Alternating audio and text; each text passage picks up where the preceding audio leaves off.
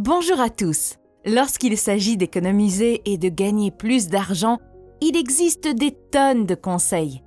Je suis sûre que vous avez entendu des conseils tels que cesser de boire du café le matin, se couper les cheveux, prendre des douches froides et des douches courtes, etc.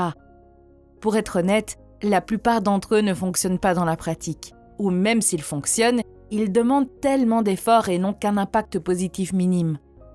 Je suis d'accord pour dire que pour avoir plus d'argent dans sa poche, l'un des moyens est de réduire les coûts. Mais ce que la plupart des gens conseillent est de réduire les coûts sur les choses que nous aimons. J'aime mon café du matin, ok? Et je ne veux pas me sentir malheureuse en économisant 2 €. Au lieu de réduire les coûts sur les choses que nous aimons, pourquoi ne pas se concentrer sur la réduction des coûts sur les choses que nous détestons?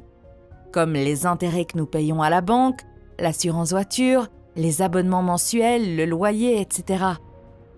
La raison pour laquelle la plupart des gens ne parlent pas de ces choses est qu'elles nécessitent de négocier, et la plupart des gens ne savent pas comment le faire. Et même s'ils le savent, ils ne se sentent jamais à l'aise pour le faire. Dans cette vidéo, je vais vous fournir des scripts mot à mot pour négocier votre loyer, l'assurance de votre voiture, les frais bancaires, les services d'abonnement comme les téléphones portables. Avant de passer à la partie principale, laissez-moi vous dire que les informations fournies dans cette vidéo sont tirées du livre intitulé « I Will Teach You to Be Rich » de Rémi Tsetti. Pour être franche avec vous, le titre du livre sonne comme une arnaque, mais le contenu est très pratique. Je suis l'auteur depuis 3 ans et j'ai beaucoup appris de lui sur les finances personnelles, la négociation, la psychologie et les affaires en général. Conseil numéro 1. Comment négocier une assurance automobile moins chère?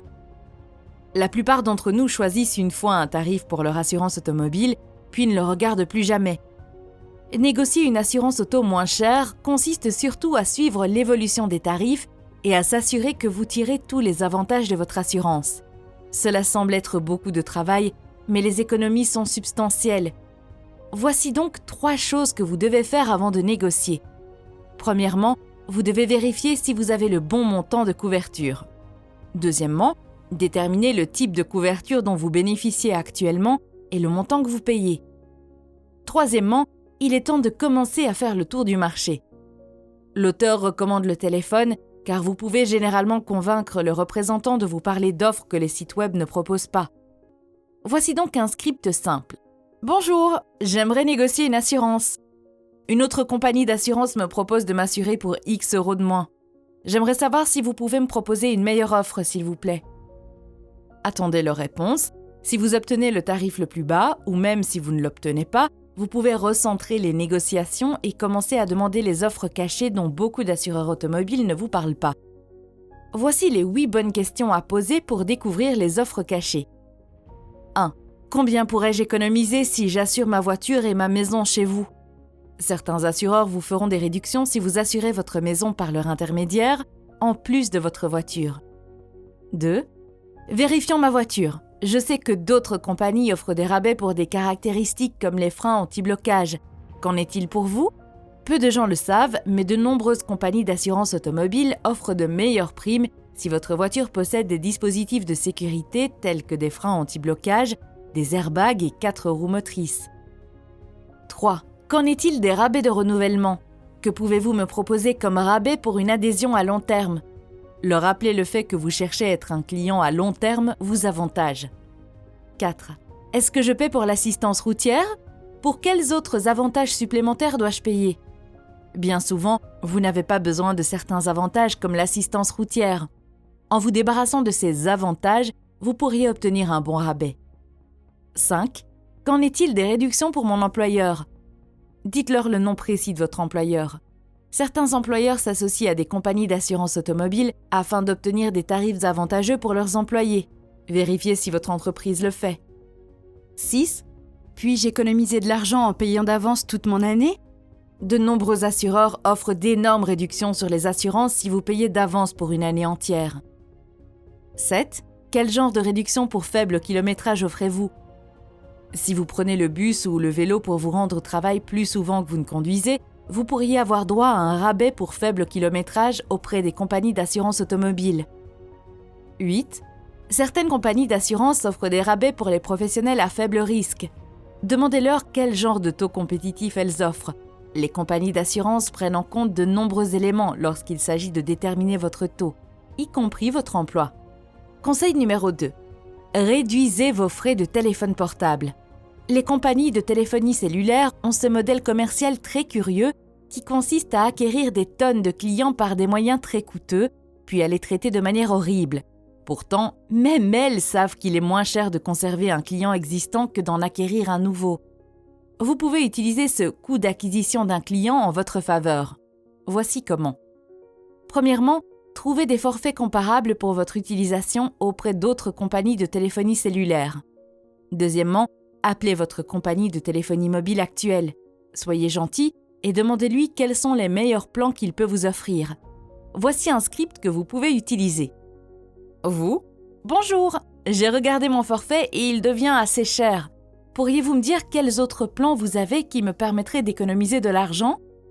Représentant, blablabla, les mêmes plans que sur les sites web, blablabla. Vous ? Et les plans qui ne figurent pas sur le site web ? Représentant, non, ce que nous avons est indiqué sur le site web. De plus, vous êtes sous contrat et vous avez des frais de résiliation anticipés de X euros. Vous ? Je comprends, mais j'économiserai XY euros même avec ces frais d'annulation. Écoutez, vous savez que les temps sont durs, alors je pense changer de compagnie, à moins qu'il n'y ait d'autres plans. Représentant, non, nous n'en avons pas. Vous ? Ok, pouvez-vous me passer votre service de fidélisation de la clientèle, s'il vous plaît ?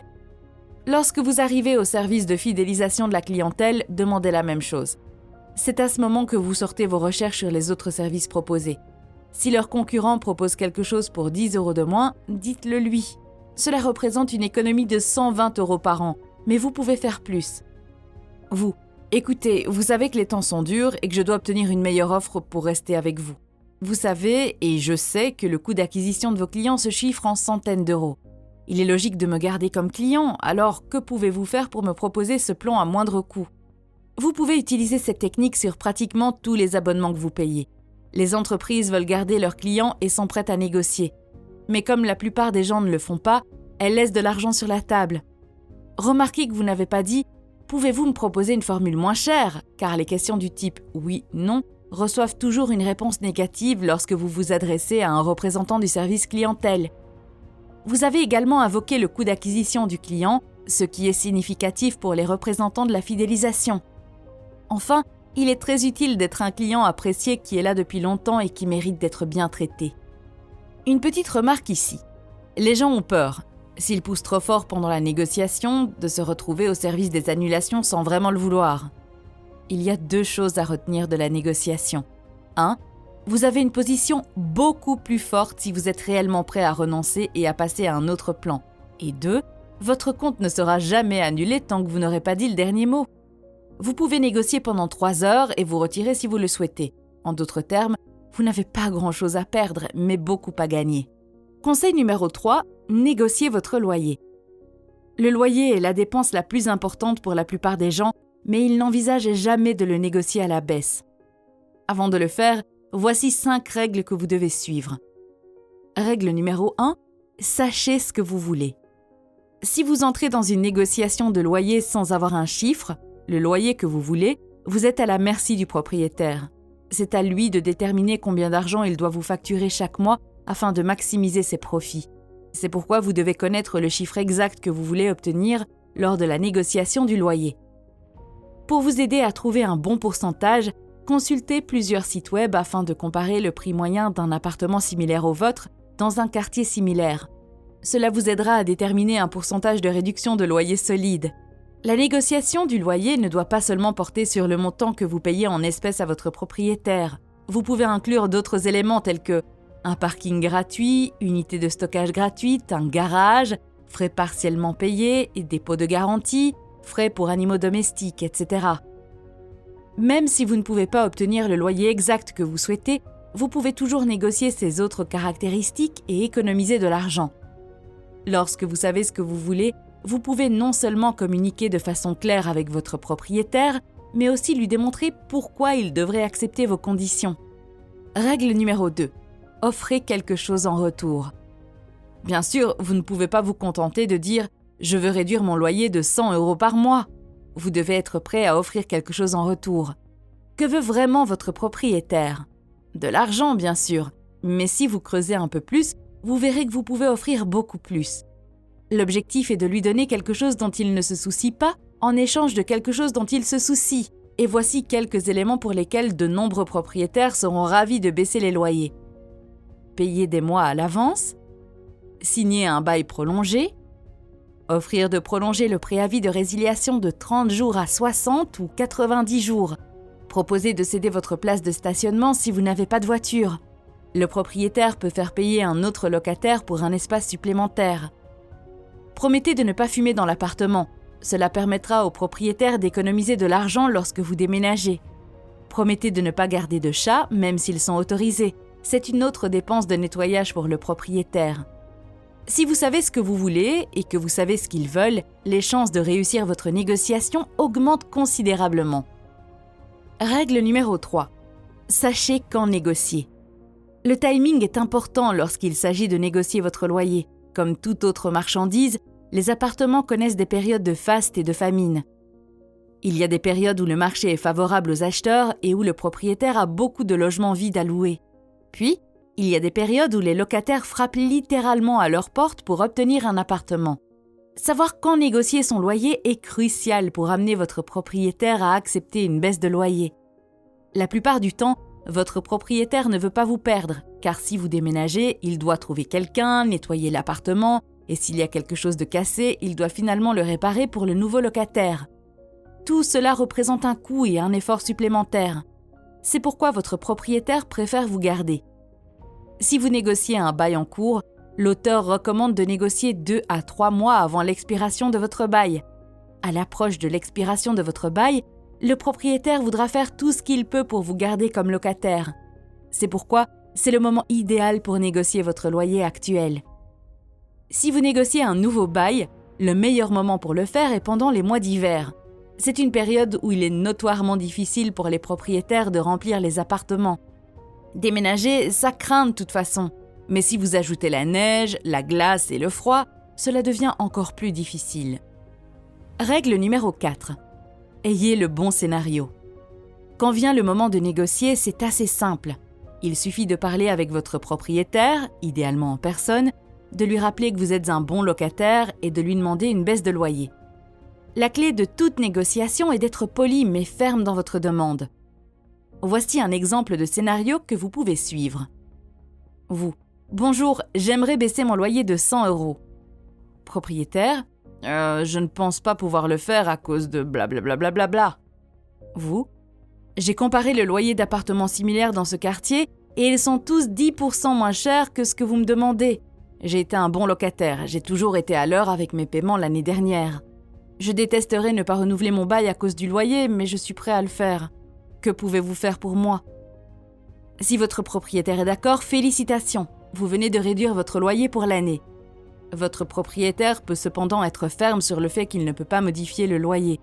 Si c'est le cas, demandez-lui s'il peut faire des concessions en négociant comme dans la règle numéro 1. Règle numéro 5. Entraînez-vous d'abord à négocier dans des environnements à faible enjeu. La plupart des gens perdront des dizaines de milliers d'euros au cours de leur vie parce qu'ils ne s'entraînent pas aux négociations à venir. En fait, la plupart des gens ne négocient pas du tout. Mais même ceux qui négocient s'entraînent rarement. Et ils diront des choses comme « ça fait bizarre ». Bien oui, c'est pour ça que vous vous entraînez. Vous trouvez un ami ou un membre de votre famille pour faire un jeu de rôle. Vous pouvez même aller au marché de producteurs locaux et négocier de petits articles. Conseil numéro 4. Négociez un taux d'intérêt plus bas sur votre carte de crédit. Lorsqu'il s'agit de rembourser des dettes, l'un des meilleurs moyens est de payer un taux d'intérêt plus bas. Réduire un tant soit peu le taux d'intérêt sur vos factures de carte de crédit peut valoir des milliers d'euros à terme. La plupart des gens ne le font pas, mais cela peut faire toute la différence si vous le faites. Vous rembourserez votre dette plus rapidement et ferez des économies. Une remarque ici. Une carte de crédit vous donne essentiellement un prêt à court terme pour le mois. Si vous la remboursez complètement pendant cette période mensuelle, vous ne payez pas le prêt. C'est un prêt sans intérêt. Mais si vous ne le faites pas, vous finissez par payer des intérêts assez élevés. Dans ce cas, vous devez appeler votre société de carte de crédit et lui demander de réduire votre taux d'intérêt. Voici un script simple que vous pouvez suivre. Vous. Bonjour, j'aimerais réduire le taux d'intérêt de ma carte de crédit, s'il vous plaît. Représentant de la carte de crédit. Pourquoi? Vous? Je suis un client fidèle depuis X années. De plus, j'ai payé ma facture en entier et à temps au cours des derniers mois. Je connais quelques autres cartes de crédit qui offrent de meilleurs taux que ceux que je reçois actuellement. Et je ne voudrais pas que ce taux d'intérêt me fasse renoncer à votre service. Que pouvez-vous faire pour moi? Représentant de carte de crédit. Laissez-moi vérifier, madame. Je viens de découvrir que je peux réduire votre taux de 15 à 12%. Est-ce que cela va marcher? Si cela se produit, félicitez-vous. Mais il est toujours possible qu'il refuse votre demande et ce n'est pas grave.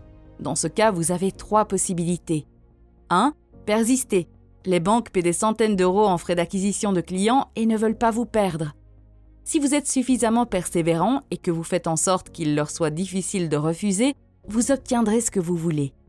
2. Raccrocher et rappeler. Parfois, pour obtenir la suppression de vos frais, il suffit de tomber sur le bon représentant de la banque. Si le premier représentant de la banque ne cesse de vous repousser, remerciez-le poliment pour son temps. Raccrochez et composez à nouveau le numéro. 3. Remboursez la dette dès que possible. Vous ne gagnerez pas toutes les négociations. Cette technique fonctionnera dans 50% des cas, et si l'on considère qu'elle ne nécessite qu'un seul appel téléphonique et que vous ne perdez rien, elle vaut la peine d'être essayée. En fait, avec toutes ces techniques, vous n'avez pas grand-chose à perdre, mais beaucoup à gagner. Comme je l'ai dit précédemment, de nombreuses personnes ont peur de finir par résilier leur abonnement sans pour autant vouloir le faire. Mais gardez à l'esprit que vous pouvez toujours vous retirer. C'est vous qui êtes aux commandes, ne l'oubliez pas. Merci d'avoir regardé cette vidéo. Prenez bien soin de vous, à bientôt.